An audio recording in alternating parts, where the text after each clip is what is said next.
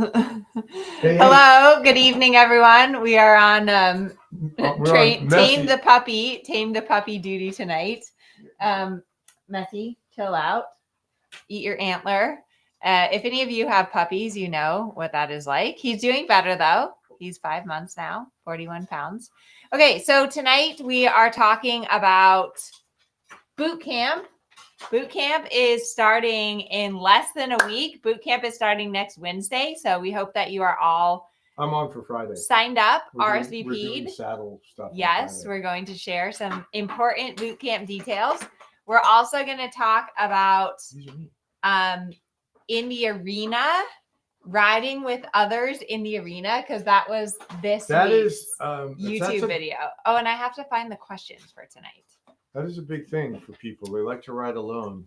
So discuss about riding in the arena together with others. What are your tips? Never put yourself in harm's way. You never know what the other rider is going to do. Everybody's pretty clear about the left shoulder to left shoulder part. Not everybody's very clear about if you're on a circle, you make your circle smaller and it doesn't matter the direction and they pass you on the outside. Not everybody's clear that the people on the rail have the right of way over the people returning to the track. So you don't know what they know or don't know. So always pass behind the other horse and you're the safest. Yes. And look up. That's good advice. So that you know like where everyone else is around in the arena. That's very important. Because nothing is more annoying than trying to ride in the arena and everybody's stopped at the stop sign. And do I go? Do you go? Who goes? And then they take 2 inches and then they stop and the other car stops. Not good for your horse. The general rule is left shoulder. And Stacy called it heart to heart passing, which I've never heard that, but I like that because your heart's on the left side. Well, that presupposes you have a heart, and I don't know. Did you just say that about me? No, not you. You're fine. I, on the other hand. Oh my gosh. Not Apparently you. neither one of us have hearts. So anyways. I'd be at a loss. If you have a heart, it should be heart to heart passing. Oh, Lori's here. I saw you showed Frank again. Congratulations, Lori. That's very cool. Okay, so before we get to the questions, I wanted to quickly go over some important boot camp announcements. So boot camp starts next Wednesday morning at 8 a.m. Pacific time. It's going to be a very busy week. We're going to be doing live, well, you're going to help me with one day, but there's going to be live trainings each morning at 8 a.m. There's going to be evening trainings if you are in strides. The point of the boot camp is to kind of reset, maybe tweak your goals a little bit for the year, and also really just get you excited and inspired about the rest of the year, about your riding. Are you excited for boot camp? I love boot camp. Do you want to see the schedule of events? Okay. Okay, I'm going to pull up. So I just got stuck because there's a comment in there that says your heart is in the middle of your chest. I thought it was on the left side. I don't know. I can Google. Okay, so just so everyone is on the same page, this is the schedule for boot camp. Look at the schedule for boot camp. Okay, so you can see here is each day. And then we're doing a different training each day. So day 1 is top 5 training principles. Day 2 is confirmation and personality types. That one's good. That makes such a difference in how you would approach your horse. Yeah. Day 3 is developing an independent seat. Day 4 is creating connection. And day 5 is the riding recipe book. If you're watching live, please type in the chat which day you are most excited for. Which day are you most excited for?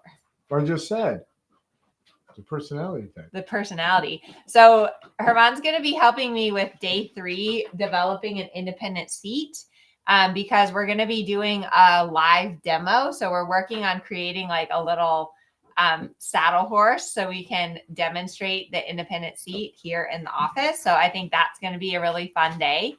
And then make sure if you're in boot camp that you download this workbook, because you'll just be able to click here to go to each of the live trainings in the morning. There's your homework assignment, there's reference videos, and then if you're in strides, there are evening sessions, or I guess on Saturday the morning, but every single day. So It is going to be, let me just get out of this screen sharing. So it's going to be like an action-packed 5 days. And I really encourage you, if you're able to come to all the days, because each day builds upon the next. Right. Because day 1 is principles. Day 2 is understanding like your horse's personality and conformation. Day 3 is understanding you, like your seat and your body. Day 4 is putting it together, creating connection. Day 5 is riding recipe. So understanding like exactly what to go out and do. Do you understand my system? Right. There's an overall umbrella that encompasses it all. So there's an overreaching arc that connects it all together. So that's why it's important to come every day so that you don't miss something in the lineup. But I always enjoy making these boot camps and really trying to like design them in a way that you end up feeling excited and inspired and like you have a plan and a better understanding of maybe where you've gone wrong or what you need to focus on in order to reach your goals and to get there. So that's like the overarching plan. Other important things is that this boot camp is sponsored by Lumiere. And right here is the bridle that I was supposed to get ready. That we're giving away 3 beautiful Lumiere bridles, except for it's not quite right. So for those of you who come and do your homework, we're going to be giving away some bridles for people who are participating. Lumiere is sponsoring boot camp, which is very nice. So thank you to Lumiere. And now it's the way it should be. Yes. So this is our 3rd boot camp, and I think it's going to be the best one yet. So I do encourage you to set a little extra time next week to learn and have fun and participate and just get re-excited about your riding. So it's important to be inspired. Yes. Okay, what else is on my list of things to cover? I've forgotten already. Okay, so yes, we talked about the evening trainings. Oh yeah, so if you're in strides, we're going to be doing a trivia night, which should be fun. I failed horribly at that. I think I only got the Queen's ponies right that one time that Nicole did that. Oh, yeah. Yeah. All I knew was 20 questions. I knew the Queen's ponies. That was it. It's going to be like, terrible. Do you know dressage? And then Nicole's the judge on our team. She's going to be doing a train your eye session, which I think will be really cool about connection and the independent seat. So that's going to be fun. We're going to be doing a Q&A session. We're going to be giving away some extra prizes. So it's just going to be lots and lots of fun. And I do hope that you're all able to come. Okay, I think that's everything on my list there. We are now going to answer the questions about riding in the arena with others. If you haven't watched this week's YouTube video, watch it. I don't know. I can't remember if Sylvia put in the blooper, but you were on Tico and I was on Natasha and we were doing. A while ago, when I got too close and she was just like, no, not you, pal.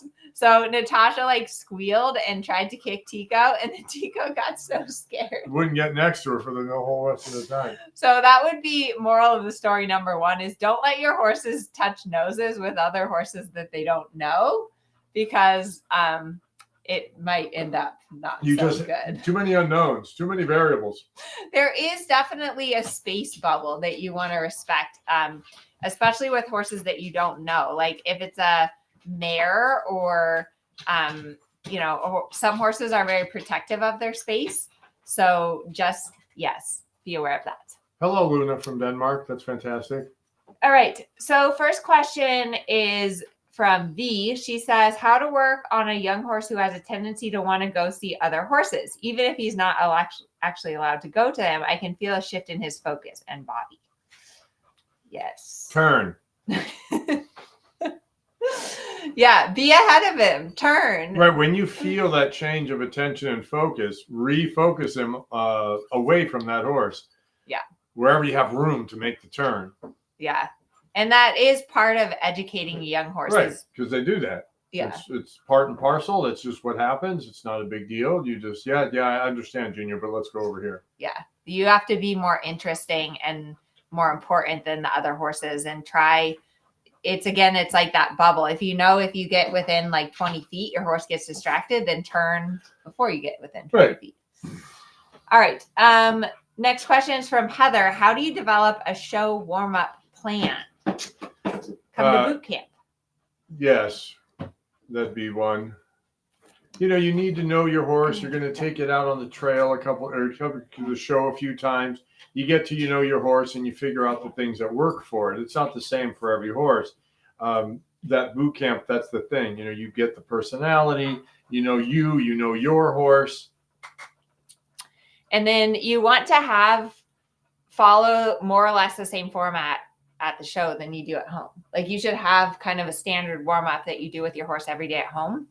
And you want to do that. I do that with the horses that are a little hotter. With the ones that are a little colder, I mix it up so they're a little more mentally stimulated. But with the hotter horses, I really just make a routine. We are going to do this, and it helps calm them down. So again, back to personality. My other advice for the show warm up is focus on the basics. So like getting walk, trot, canter, rhythm, suppleness, connection, because in the show warm up where there's a lot of other horses, or maybe you don't have a perfect dressage court, it can be difficult to practice the exact patterns. So you kind of want to practice similar stuff, but don't worry if you can't ride like a perfect diagonal or a perfect circle because you have traffic. Right. It's not the end of the world because you're not going to have traffic in the show ring. Right. And whatever you do, you always did. I meant to do that. If you had to change your circle, come off the line, I meant to do that. As long as you're the one telling the horse, hey, we're going to do this, then you're the one in charge and the horse will settle because I was reading ahead on that other question. So if you see the other rider and you turn, the horse is like, okay, we're turning. I'm on the aids. It's fine.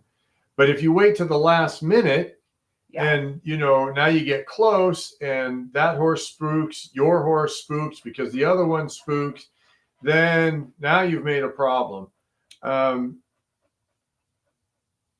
So you moved it. I lost the question. And then Cheryl is also asking, like, how do you stay out of other people's way and who has the right of way? Well, the right of way, basically, it's left shoulder, but the person who worked in the cardiologist says heart to heart. Heart's right in the middle of your chest. So, yeah. Okay. So I'm going to go with the person who worked with RJ. Okay. Anyway, so left shoulder to left shoulder. Anybody on the track has the right of way over somebody returning from the track, but not everybody knows these things. So if you make a circle and you stay in off the track, you can get out of people's way. They see you making a circle. They can pass around you on the outside. And then you can just get your horse under control in a small little thing because you're making a circle. And as they settle, then you can make their world a little bit bigger. Yeah. I also think it's important that you ride with confidence and a plan, because the worst thing you can do is just be like, oh, sorry, and stopping your horse. That's bad. You need to like look up, have a plan. I always ride away from the other horses. Like if there's 5 horses over there, I go to the other end of the arena. And so rather than if you're riding alone, you're like, okay, diagonal, circle, like you have like this clear where you're going next. When you're riding with other horses, sometimes it's like that horse is completely out of control. I'm going this way. So it's more about keeping you and your horse safe and out of trouble than it is about like riding a perfect pattern like you will do in the show ring or like you would do at home. And I think that's really important. If you have a horse that is scared of other horses coming at them, that can be a really tricky thing as well. And that's where it's super important that it's your job to keep your horse out of trouble and stay off of the rail, because if you get on the rail, you don't have anywhere to go. So staying like more in the middle of the arena can be really helpful if you have a horse that gets nervous about the other horses coming too close. All right. Cindy's asking, what are warm-up exercises for a lazy school horse? Stop, go, stop, go, stop, go. Lots of transitions. Go here, go there, go over there, go over here, come back here, go over there. Quick, quick, quick. Go, go, go. Okay. And apparently in Australia, they drive like they ride horses like they drive. They go the other way. Oh, right shoulder to right shoulder. Interesting. Huh. Well, I guess if we're ever riding at the Olympics with Australian riders, we'll have to. I don't know how. I don't know.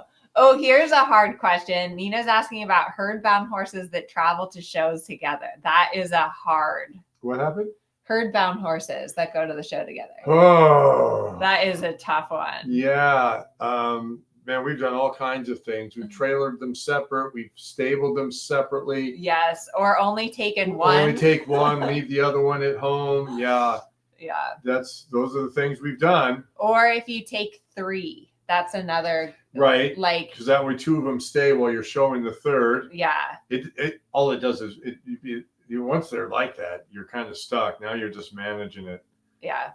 But it's hard to overcome that instinct. I mean, it definitely is. The more that your horse is on the aids, the more that they are with you as opposed to with other horses. But going away from home, they all are instantly best friends after a trailer ride. That is true. I mean, they may not even know each other, but by the time they get to the showgrounds, now they're herdbound. Yeah. They got that in the trailer ride. You're like, oh boy. Yes. Okay. So let's see. Recommended exercises to get a horse refocused and attention back if they get a little puffed up and lit up in the warm-up arena. Okay. We might differ on this one because when the horses puff up in the warm-up arena, I like to let some steam out of the pot. I pick a safe line and I'll just go burn a little bit of that in a medium trot, extended canter, and just burn some of that off and then get back to some lateral work. And circles. Yeah, circles, really bending good. lines. Yeah. Depending on obviously on the level of the horse, but because the safest way to let some steam off is on a circle line. You know, because if you can keep your horse on the bend, that's going to help you to it's kind of like putting your car in neutral where you can let the engine burn a little, but the circle helps you to keep control of it. So I would definitely recommend staying on a circle, and then you could do a little spiral in and out. But you need to keep your horse moving forward, because if they get lit up and you stop them, you got a pogo stick. Yeah. And then the TD notices. They're going to get more and more lit up and more worked up, because remember that horses are flight animals. And so the more you can find them and tell them, no, don't move, stand still. Well, they're fight or flight. But they usually flight first. Right. So if you remove flight, what do you have left? Fight. Bingo. But. So if you remove the flight, now the horse you got a problem. Yes. Okay. Shari says tips for the warm-up ring with a spooky horse. Small circle, walking, and stay on the circle until they're a little calmer. I mean, that's how I've done all my young horses and stuff. And they're inattentive, and they hear another horse and they jump out of their skin. I just do transitions on a smallish circle. Yeah. Like and the work calms them down. Yeah. I call it the safety circle. Like figure out which part of the ring your horse is most secure in. It might be the part that's like closest to the barn, and start on that circle and just get your horse relaxed on that circle, and then go, a few meters and circle again, and a few meters down and circle again. And I'm also a big fan of lots and lots of groundwork.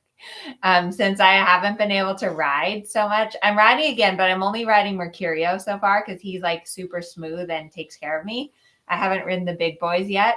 But with Kensington, I've been working him in hand every day doing long lining, and he is doing like really good piaffe and passage on the long lines, which is pretty cool because I think he needs that work anyways. And then when I get back on him, he'll be ready to go. So in-hand work is definitely groundwork is so useful at a show when your horse is like spooky or distracted, to be able to lead them around and see everything and get them relaxed and that whole thing.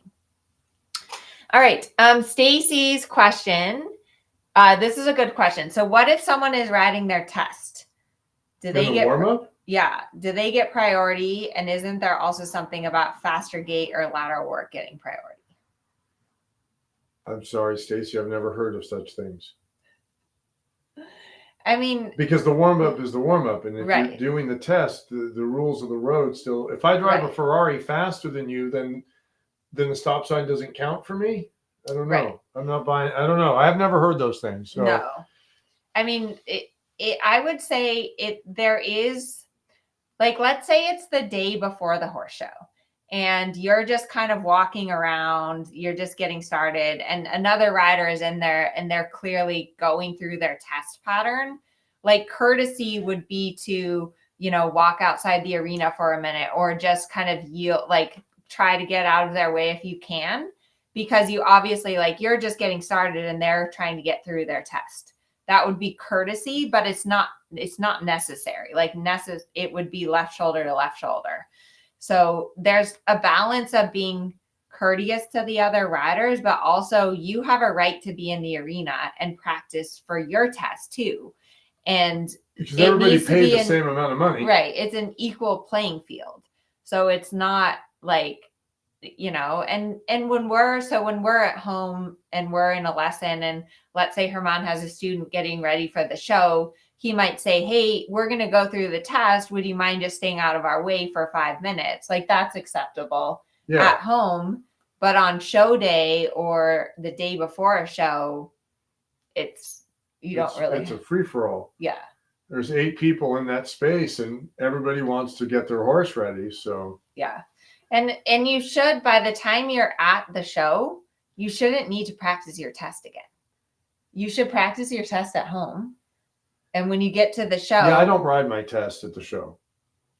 Right. You might write some movements of it. I might write some movements, make sure this is feeling right, but the warm-up is the warm-up. You're not schooling. Okay, let's see. Lucy says, time management tips, changing grooming, getting to the warm-up ring. I never have enough time. Tips on being 100% on your own, no show person at the horse show. How do you manage your time? Oh my God, I just build in time. But that's how come I get to the airport 3 hours early too, right? I mean, I know I drive you nuts, but I hope for the best, but I plan for the worst. If I know it takes me half an hour to get ready my horse at home, it's going to take me an hour to tack up. So on top of the hour that it takes me to tack up my horse, now I still have to get dressed. So now there's an hour and a half to get my horse ready before I even get on it. Yes. Because if I have all that time, then I don't start panicking about I don't have enough time. Because if I'm panicking and then I get on my horse is like, the hell's the matter with you? Hannah says she sets a lot of alarms on her phone. That's a good idea, because you do have to kind of do the math backwards. Like, if you ride at X time, you need to get on 35 minutes before, which means that you need to be tacking up your horse 30 minutes before that, which means you need to get dressed 30 minutes before that, which means you need to braid however long before that. So it definitely, there's an art to it, and you're better off to have a little extra time than to be rushing, because that's, especially when you're alone, if you forget something and you don't have that help, it's not. Oh, that's right. Like, I go through that part 3 times. I set out my saddle, I set out my bridle. It's all there. I go through it. Is it still there? Does it still there? Is it still okay? It's still there. Now I'm going to go tack up, and then I go back and check it again. But I'm neurotic. It gets easier the more you do it. Like anything, the more you show, the better you get at it. So it's just one of those things that at first you do have to have a lot of extra time so that you're not panicked. But I don't know. It's also hard because if you have too much time and you get your adrenaline up like too soon, and your adrenaline's up all day, then by the time you go to show, you're spent. So that's the other thing too about if you get in on your horse too soon. Right.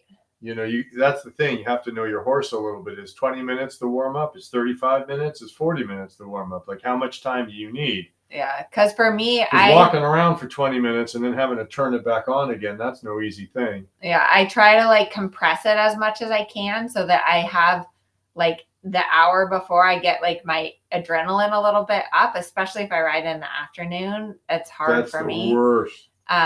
But if I ride in the afternoon, I usually take a like quick, like 10-minute nap in the middle of the day. And then I try to like an hour before, okay, now it's like go time, and then kind of get myself pumped up for the test. So all good questions though. Our last question is from Patty. She says, what do you Hannah do? has a really good point before you answer that question. Yeah, make sure your time didn't change.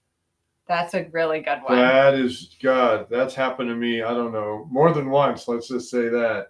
And It sometimes went they'll later, change. it went earlier, and you're just like, oh. Yeah. So yeah, definitely check. Because sometimes they'll change your time like the night of. So you always need to check the morning to be double sure. And make sure that you have your number. That's another big thing that people forget. All right. Patty says, what do you do to make it better for a horse who's used to living out in a big corral 24/7 to being in a 10x10 stall for the weekend? Well, since I don't have too much else going on that weekend, I walk my horse a lot. Yes. We're out in the morning. We were out in the middle of the day. We're out again in the evening. We rode. We did the test. We go cruise around. And I mean, I'm just on the lead rope, the thing over my shoulder, hiking around. But yeah, I don't have a lot going on over the weekend other than the show. So I do a lot. Yeah, there it is. Hannah with the lots of hand walking. We're all in favor. Yeah.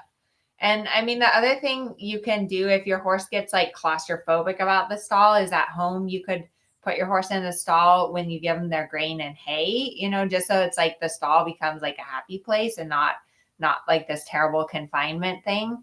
But, you know, competition horses, they do have to get used to that confinement. And there's definitely, to be a competition horse is a different skill. And so if you want your horse to be a show horse, it means that they have to get used to like going in the trailer, going to new places, you know, traveling. And that's not for everyone. That's not for every rider, and that's not for every horse, and that's okay. But it's like right, but anything if you're going to else. have one, then there's some prerequisites. Yeah. So it's not good, it's not bad. But if that's the plan, then some things have to exist. Yes.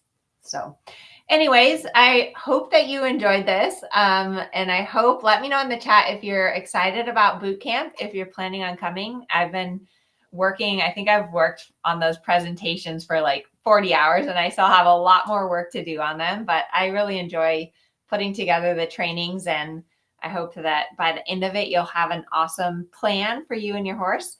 I'm going to Sacramento this weekend to teach a clinic, which should be lots of fun. It's not going to be too hot. So last year when I went to Sacramento, it was like 100 and some. But was it this same time of year? Yeah, for the Horse Expo. Oh, is this the Horse Expo again? No, I'm not going to the Horse Expo. But last year, the Horse Expo was very hot. So this summer, it will not be quite as hot. And that should be lots of fun. And poor Herman has to stay here and take care of Messi and the horses. So anyways, we hope you have a good evening, and we'll see you next week.